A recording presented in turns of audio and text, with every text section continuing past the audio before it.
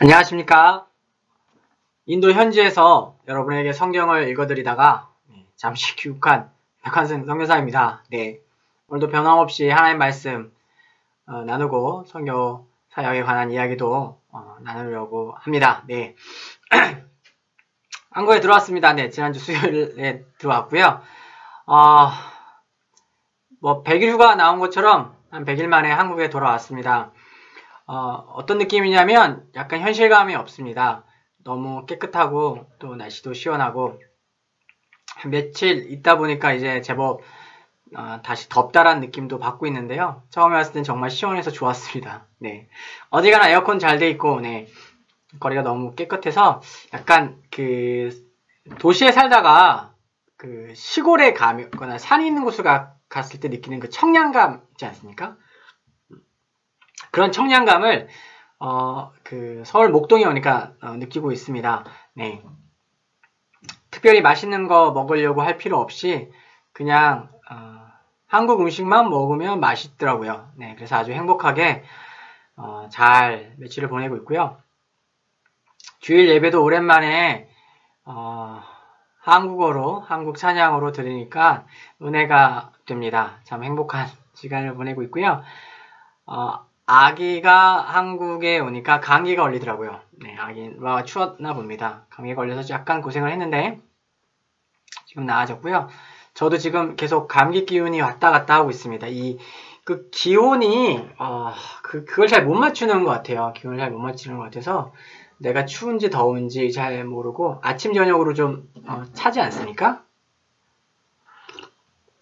아침 저녁으로 좀 찬데 그때 이 체온 조절이 실패하면서 약간씩 컨디션의 난조를 겪고 있습니다. 또 좀 쉬어야 되는데 또 반가운 분들 이렇게 연락될 때마다 제가 열심히 쫓아나가고 있는데 그러다 보니까 좀 쉬지 못하니까 좀 피곤함이 좀 남아 있는 것 같습니다.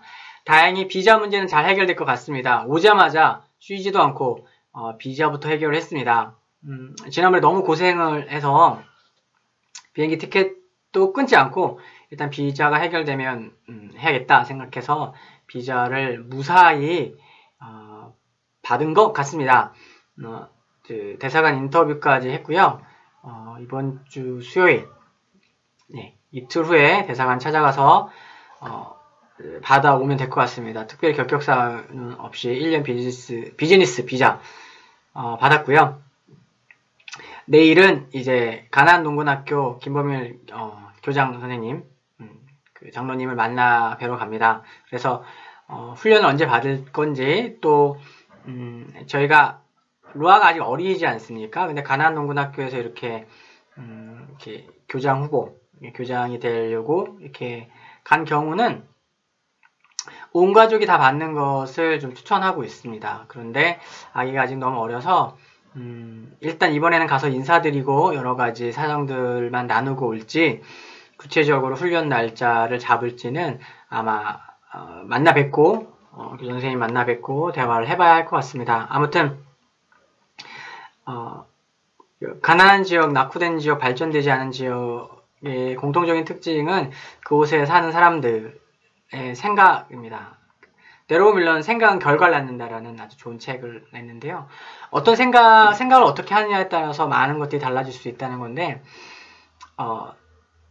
비록 긴 기간이 아니었지만 짧은 기간이었지만 다시 한번 그 카스트 제도라는 그 자기의 구역, 내가 해야 되는 것, 남이 하는 것이 이렇게 엄격하게 분리되어 있는 나라 안에서 생각적으로 사고적으로 분리되고 있는 나라가 얼마나 이렇게 성장이 제한될 수 있는지를 좀 많이 보게 됩니다. 예를 들면 이런 거예요. 뭐 그게 얼마나 큰 차이냐고 느낄 수도 있겠지만 예를 들면 어린아이들이 자기가 흘린 물건을 자기가 줍는 법을 배우지 못했습니다. 왜냐면 그거는 쓰레기를 줍는 사람들이 하는 일일 거예요. 그러니까 우리나라는 노래도 있지 않습니까? 자기를 스스로 하자? 근데 그러지가 않아요. 어린애들도 쓰레기를 줍는 건 자기 일이 아닌 거예요. 이거는 좀 천한 일이기 때문에 다른 사람이 해줘야 하는 그런 일이기 때문에 이걸 뭐 선생님들이 해야 하거나 그렇습니다. 저희가 청소부를 고용해서 청소해 주실 분을 이렇게 요청해서 했는데 화장실은 청소는 잘 안 합니다. 그건 더 천한 일이기 때문에 자기가 하는 일이 아니라 또 다른 누군가가 해야 되는 이런 식의 일인 거죠. 아무튼 그렇게 어떻게 생각하고 사고하는 것에 따라서 그 나라가 발전할 수도 있고 발전하지 않을 수도 있는 이런 것들을 보게 됩니다. 기껏 정수기를 그 비소를 정수해낼 수 있는 좋은 정수기를 한동대 팀과 여러 가지 연구를 통해서 만들었음에도 불구하고 활용하지 않습니다. 그게 좀 번거로운 거 한 6개월에 한 번 정도를 깨끗하게 흐르는 물로 씻어줘야 합니다. 그러면은 되는 건데, 뭐 한국 사람들 바쁜 사람들이라 그런 거 귀찮아하지만 선교지나 그런 지역에는 남아 도는 것이 이제 인건이거든요. 사람들의 시간은 무한대로 있다고 생각해도 될 만큼 시간이 많은데 그걸 잘 하지 않습니다.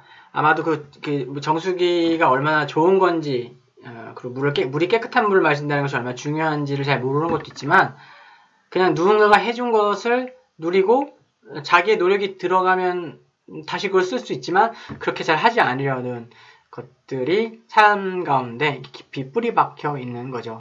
그중에 되게 열심히 사는 사람도 있습니다. 제가 인도에서 한국으로 돌아가면서 인도 델리 공항에서 오면서 인도 면세점에서 직원들이 움직이는 거 보면서 깨달았습니다.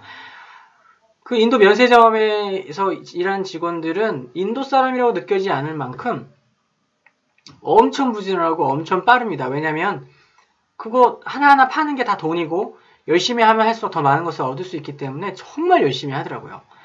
그런 것들을 보면서 아무래도 델리는 좀 더 세속화되고 또 어떤 물질주의가 더 들어온 나라이기 때문에 그 물질에 대한 어떤 서비스 정신 같은 것도 있을 거고 그리고 그것들 많이 얻으면 얻을수록 자기가 얼마나 부해줄 수 있는지를 아는 지역이기 때문에 그런 차이가 발생하는 것 같습니다.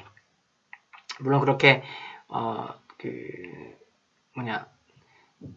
면세점에서 물건을 열심히 파는 것이 자랑스럽다, 잘한다라고 생각할 것인지는 물음표가 있지만 아무튼 무언가 자신이 맡은 일들을 최선을 다하고 열심히 한다는 것은 중요한 일이라고 생각을 합니다.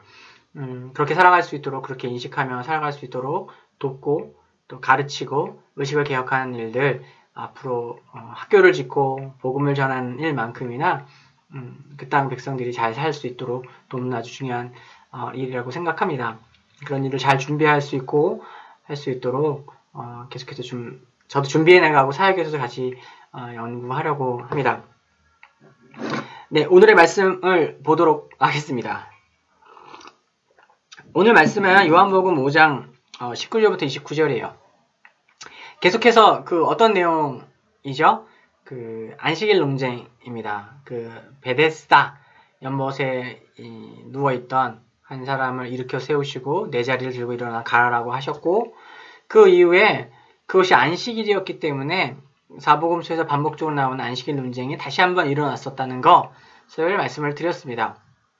오늘도 그런 사건의 연장 가운데 있는 거예요. 그래서 사람들이 예수님께 몰려와서 이야기를 하는 거예요. 왜 안식일에 이런 일을 하냐? 예수님께서는 하나님께서 내 아버지께서 일하시니 나도 일한다 라고 이야기를 하는 것을 통해서 그곳에 있는 사람들을 아주 경악해 만들었죠. 제가 이제 페이퍼에도 썼지만 이런 거예요. 제가 이제 장동건이라는 연예인이 있는데 동건이 형 너무 멋있어. 제가 이런단 말이에요. 그러면 이제 덜 아는 사람들 친구들은 그렇게 핀잔을 줄 수 있겠죠. 야, 장동건이 너 친구냐? 이렇게 핀잔 줄 수 있지 않습니까? 근데 저는 이제 너무 좋아하는 연예인이고 좋아하는 연예인이니까 친하게 엮여서 그냥 이름을 부른 거예요. 근데 이제 사람도 아무 인간관계도 없으면서 무슨 이렇게 핀잔을 줄 수 있지 않습니까? 그러니까 예수님이 지금 하신 게 그런 거예요. 그것보다 더 심한 거죠. 하나님을 마치 진짜 자기 아버지처럼 말을 해버린 거예요. 내 아버지께서 이러시니 나도 이러신다. 그게 느껴진 거죠. 이것을 질문하고 따지고 있는 제사장과 유대인들의 무리들이 그 뉘앙스를 캐치한 거예요. 그러니까 그들도 아버지라고 기도하고 하나님을 아버지라고 고백하잖아요. 그런데 또 지금 예수님께서 하나님을 아버지라고 하는 데서 그게 도대체 뭐가 문제가 되냐라고 생각할 수 있는데 그건 다른 부분이죠. 왜 다르냐면 그 뉘앙스가 말하는 뉘앙스가 어떤 종교적 의미로 또 기도의 언어로 아바 아버지라고 이렇게 이야기하는 것. 그래서 하나님 아버지라는 의미에서 아버지로 부르는 것이 아니라 진짜 내 아빠로 어제도 난 좀 이야기했어. 어제도 내가 아버지한테 용돈 받았어. 이런 느낌으로 이야기하는 것은 좀 큰 차이죠. 이 뉘앙스를 이들이 읽었습니다. 그래서 경악을 하고 예수를 죽여야겠다. 이 제정신은 아니네. 라고 하는 그런 이렇게 신성 모독에 대한 분노를 느끼고 있는 상황이죠. 예수님이 모르셨을까요? 아니죠. 예수님은 그 상황을 너무 잘 알고 계셨습니다. 그래서 19절에 보면 예수님께서 그들에게 이렇게 얘기하셨죠. 진심으로 이야기하지만 그 아들은 스스로 아무것도 할 수 없다. 그는 오직 아버지께서 하신 일을 본 것만 할 수 있다. 라고 이야기하면서 하나님 아버지와 자신과의 관계가 어떠한 것인지를 아주 집중적으로 설명해 줍니다. 그래서 이야기 시작은 안식일 논쟁이었어요. 안식일을 거룩하게 지켜야 되는데 너가 이 일을 했다. 너가 무슨 권위로 이런 일을 하냐. 뭐 이런 그래서 안식일 논쟁이라는 신학적 논쟁에서 예수님은 안식일이 무엇인가에 대한 그 논쟁으로 부딪히시는 것이 아니라 이 일을 한 내가 누구인지 그 기독론, 그 예수님에 관한 신학을 기독론이라고 하는데 기독론으로 주제를 바꾼 거예요. 안식일에 대해서 이렇게 논쟁을 하기 원했던 그들에게 안식일에 대해서 더 이상 이야기하시는 것이 아니라 안식일에 일한 내가 누구인지 그리스도이심을 드러내고 밝히시고 계세요. 그리고 당신께서 하나님과 어떤 관계 가운데 있는지를 이렇게 드러내고 있는 것입니다. 창세기를 배경으로 안식일에 하나님께서 6일간 이루시고 하루는 쉬셨다라고 이야기하지만 사실 여전히 태양이 뜨고 바람이 불고 그 햇빛을 우리가 이렇게 누릴 수 있는 건 하나님께서 인 온 우주가 그렇게 계속 운행할 수 있도록 생명들이 생육하고 번성하며 안정을 누리며 살아갈 수 있도록 온 세계를 붙들고 계신 겁니다. 하나님께서 세상을 만드시고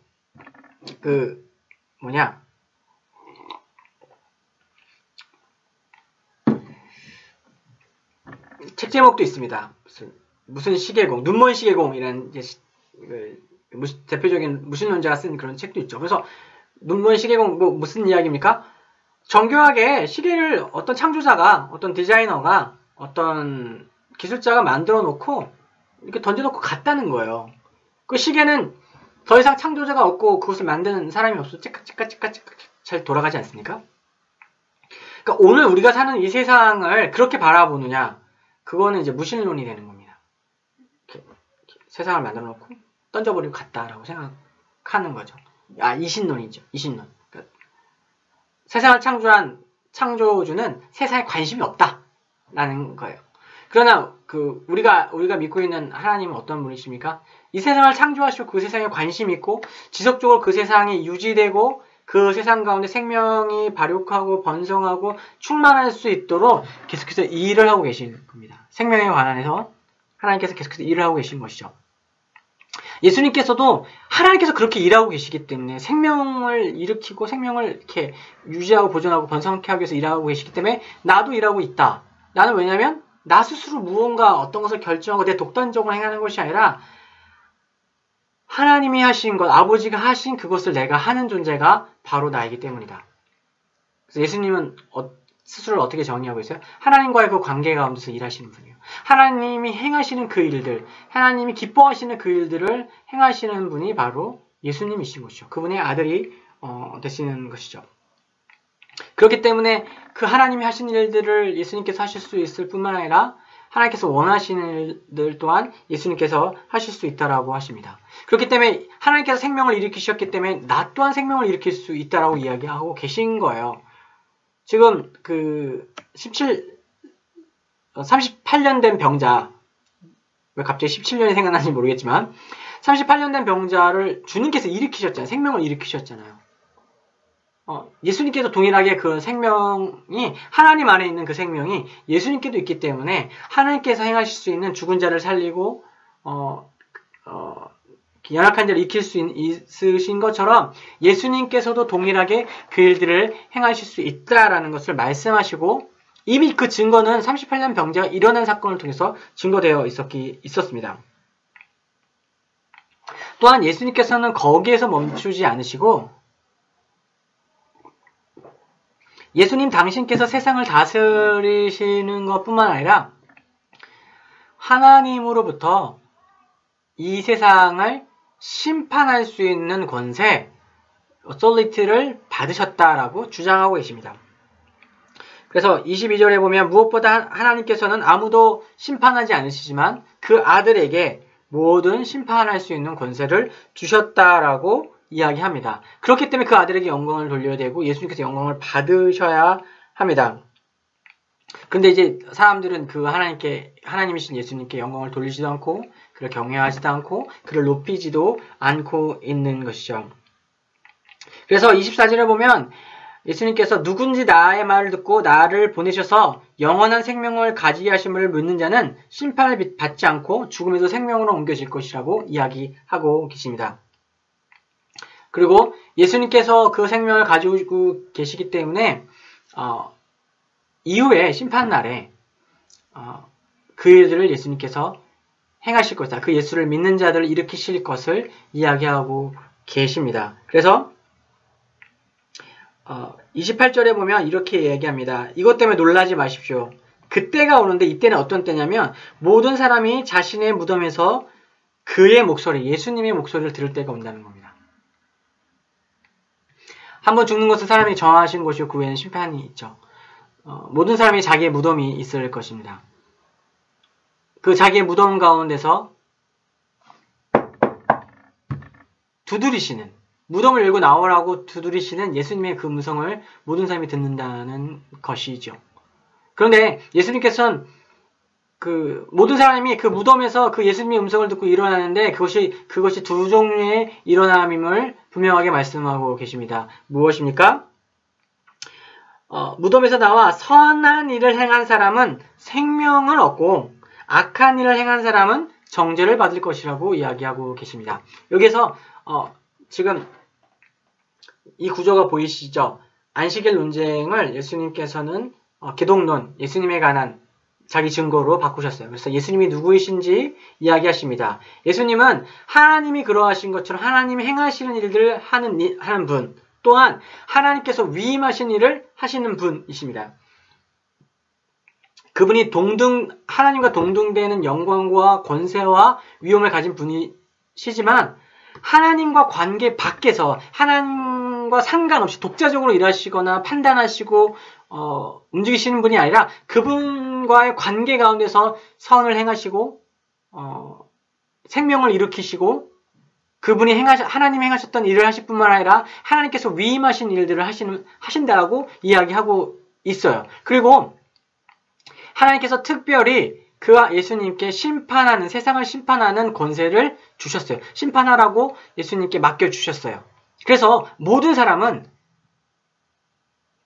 언젠가 자기의 무덤에서 예수님의 음성을 듣고 일어나게 되어 있습니다. 부활하게 되어 있습니다. 이것이 바로 부활 신학이죠. 근데 그 부활은 두 가지로 갈려지게 됩니다. 예수의 음성을 듣고 일어나 선한 일을 행한 사람은 생명의 구원, 그렇지 못한 자는 정죄를 받게 된다고 이야기합니다. 여기서 우리가 중요하게 잘 이해해야 되는 것이 무엇이냐면 우리 29절에 보면 예수님께서 부르셨을 때 우리께서 무덤에서 일어나서 선한 일을 행한 사람은 생명을 얻고 악한 일을 한 사람은 정죄를 받는다라고 성경이 이야기하고 있습니다. 그러면 여기서 이야기하는 그 선한 일이라는 것은 무엇일까요? 히브리어로는 아가도스, 헬라어죠. 헬라어로는 아가도스라는 단어를 사용하는데요. 이 단어는 이런 겁니다. 그냥 내가 한 어떤 선한 행위를 이야기하는 것이 아니라 하나님과의 관계 안에서 내적인 관계를 통해서 이전에 내 안에 있지 않았던 어떤 것에 열매가 열리는 거예요. 내 내면의 속사람이 하나님과 관계가 안에서 변화되어서 그전에 하지 않았던 것들을 하는 것. 그것이 이 단어 자체, 이 선한 일이라는 단어 자체가 철저하게 하나님과의 내적 관계, 하나님과의 율법적, 언약적 관계 가운데서 일어난 일들을 이야기할 때 사용하는 단어입니다. 오늘 예수님께서도 계속해서 그 말씀을 하고 계신 거예요. 예수님께서 기적을 행하시고 안식일에 또 병자를 고치시고 또한 앞으로 십자가에 고난당하시고 죽으시고 부활하시는 것을 통해서 하나님께로부터 위임받은 일들을 하시는 거죠. 예수님께서 너가 무엇을 가지고 이런 일을 하냐고 계속해서 질문을 받을 때 예수님의 대답의 핵심이 무엇이냐면 나는 하나님과의 그 관계 가운데서 모든 일을 하고 있다는 것을 드러내고 계십니다. 그래서 예수님 말씀하신 것은 아버지께서 행하신 것을 내가 보고 그 일을 했다라고 이야기하고 혹은 아버지께서 내게 위임하신 내게 하라고 하신 그 일을 내가 했다라고 이야기하는 것입니다. 그리고 또한 우리의 구원 또한 성도의 구원 또한 성도가 이 땅 가운데서 하나님 기뻐하시는 그 선한 일을 한다고 할 때 그 선한 일이 어떤 일이냐면 하나님과의 관계 가운데서 일어난 일들을 이야기하는 거예요. 하나님이 마음을 주시고 하나님께서 우리를 이끄시고 하나님 우리의 가운데 선한 소원함을 주셔서 행하게 하신 그 일들, 그것들을 선한 일들이라고 이야기하고 있습니다. 교회가 어떤 사회의 어떤 구제단체와 다른 것은 그것입니다. 선한 의도와 선한 목적과 그 마음으로 하는 것이지만 그 중심에는 항상 사람이 있는 것이 아니라 하나님이 있는 것이죠. 우리가 사람을 사랑한다는 것의 핵심은 사람이 원하는 그 욕망을 있는 그대로 존중하고 받아줘야 한다라고 하는 의미에서의 사랑이 아니라 우리를 창조하신 그 하나님의 목적에 맞게 살아가는 것, 그것이 인간에 마땅한 것이고 그것이 진정 인간에게 행복한 것이라는 것을 아는 그 전제 안에서 하나님이 인간을 사랑하시기 때문에 하나님께서 인간에 가장 좋은 것을 주기 원하시기 때문에 우리도 또한 그러한 마음으로 가장 좋은 것, 가장 선한 것을 주기 원하는 것, 그것이 인간을 사랑하는 것이죠. 그래서 이것은 인본주의와는 다릅니다. 많이 닮아있지만 아주 그 핵심에서 근본은 다릅니다. 왜냐하면 모든 종류의 인본주의는 결국 하나님을 떠난 다른 모습을 취할 수밖에 없는 것이죠. 지금 한참 유행이라기보다 이제 문제가 되고 있는 동성애의 문제에 있어서도 이것을 어떤 인본주의를 근간으로 하는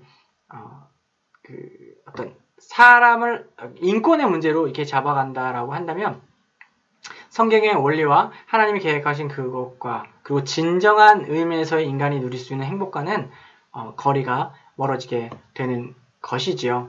저 또한 선교사로 부르심 받아서 하는 일들 가운데 복음을 전하는 일들이 많이 있고 설교를 하는 일들이 많이 있지만 또 많은 일들은 교육을 하고 또한 위생, 그 다음에 복지와 관련된 일들을 하게 됩니다. 학교를 세우고 병원을 준비하고 그것과 관련된 재반 사항들을 준비하고 애쓰는 일들이 또한 저희의 일들이죠. 구호를 위해서 이렇게 먹을 것, 음식을 준비해서 어떤 갖다 주는 그런 일들도 하고요.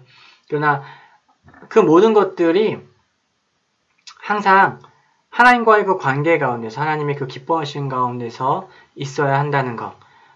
그것이 우리의 중심이고 또한 저의 중심이고 또한 성경이 계속해서 우리에게 알려주고 있는 선한 행위의 기준임을 다시 한번 알 수 있습니다. 예수님 또한 예수님 본인 자신이 하나님이심에도 불구하고 끊임없이 성경을 통해서 앞으로 본문을 통해서 계속해서 나오는 것은 그것입니다.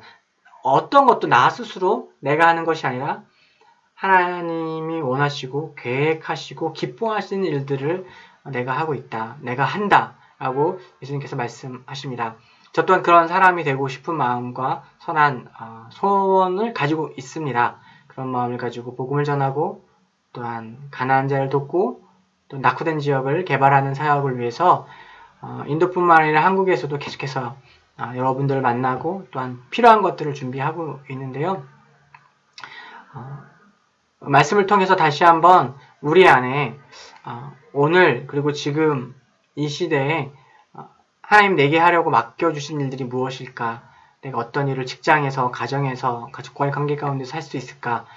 라는 것들을 다시 한번 생각해보고 또한 예수님이 그러하셨던 것처럼 하나님의 행하신 일들을 보고 그 일을 할 뿐만 아니라 오늘 우리에게 말씀하시는 그 하나님 그리고 내게 하라고 하길 원하시는 그 하나님의 그 마음에 귀 기울여서 그분과의 관계 가운데서 아름다운 열매를 맺는 저와 여러분이 되면 좋겠습니다. 한 주간 승리하시고요. 저는 7월 3일에 비행기를 예매했습니다. 그 전까지 한국에서 계속해서 많은 분들을 만나고요.